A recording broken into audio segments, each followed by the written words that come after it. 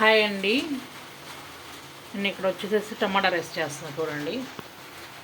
సాజీరా మసాలా వేసానండి. తర్వాత 2 ఆనియన్స్ 3 పచ్చిమిర్చి వేస్తాను చూడండి. మాకైతే బాగా కనబడుతుందండి ఫ్రెండ్స్. ఇది బాగా ఫ్రై అవ్వాలండి. అది ఫ్రై అయిన తర్వాత టమాటాలండి, నేను 4 టమాటాలు మిక్సీ చేసి ఇట్లా చేసానండి. ఈ గిన్నెలో వేసి ఇట్లా చేశానండి, వడగిన్నెలో వేసి.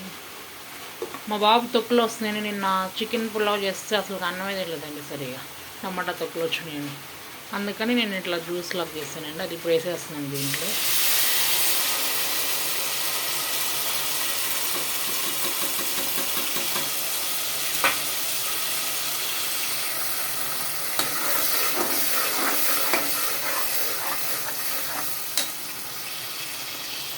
అవన్నీ బాగా ఇంకిపోవాలండి. మంచిగా జ్యూస్ అంతా గ్రేవీ లాగా రావాలి. ఇప్పుడు అదంతా మంచి గ్రేవీ అయిపోయింది చూసారండి. ఆయిల్ బయటకు వస్తుంది. అట్లా ఆయిల్ బయటకు వచ్చినప్పుడు 1 టేబుల్ స్పూన్ అల్లం చిన్నుపాయలు పేస్ట్ వేయండి. ఉల్లిపాయలు వేసినప్పుడు వేయకండి, అదంతా అంటుకుపోయింది దానికి. ఈ గ్రేవీలో వేసినా ఫ్రై అయిపోయిందండి మంచిగా. ఇది బాగా కొంచెం 5 మినిట్స్ ఫ్రై చేయాలండి. బాగా ఆయిల్ మొత్తం బయటకు వచ్చింది చూసారా ఫ్రెండ్స్, మంచి ఫ్రై అయిపోయింది. దీంట్లో ఇప్పుడు కరివేపాకు, కొత్తిమీర, పుదీనా వేసేస్తున్నానండి.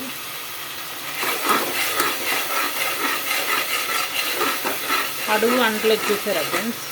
అవి ఉల్లిపాయలు ఫ్రై చేస్తున్నప్పుడు వేస్తే అంతా అడుగు అంటుకోదు, అడ్డం చిన్నది టేస్ట్.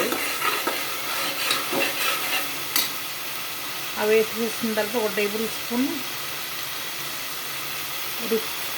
కారం వేయండి. రుచికి సరిపడా వేసుకోండి మిగిలిపోయినట్లు.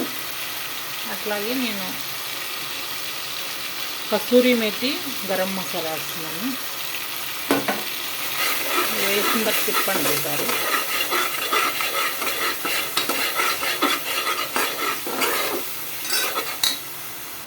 అదైతే మంచి ఫ్రై అయిందండి. నేనైతే రైస్ వేస్తున్నాను.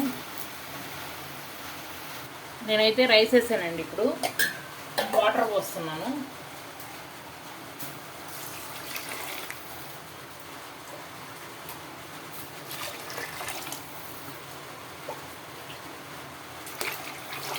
నేను దీంతో 1.5 తీసుకున్నాను ఫ్రెండ్స్. 3 వాటర్ పోసాను. కొంచెం నిమ్మకాయ నీళ్ళు వేస్తున్నాను.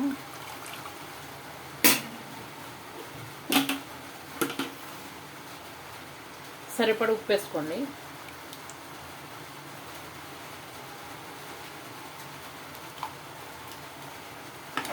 ఒకసారి తిప్పేయండి ఇట్లా మంచిగా కిందకి మీదకి.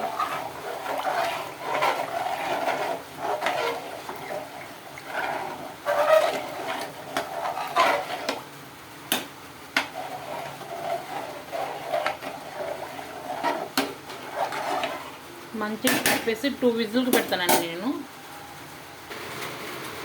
కుక్కర్ అయితే అయిపోయిందండి. 2 విజిల్కి బంద్ చేసేసాను. కొంచెం డిస్టర్బెన్స్గా ఉండిద్దండి, వర్షం పడుతుంది బయట బాగా.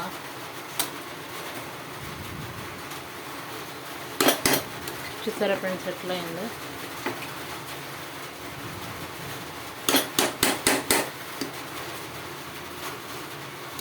బాగా కలర్ఫుల్గా అయింది, టేస్ట్ కూడా బాగుంటుందండి. ఒకసారి మీరైతే ట్రై చేసి చూడండి. ఇవాళ మా డిన్నర్ అయితే ఇదండి.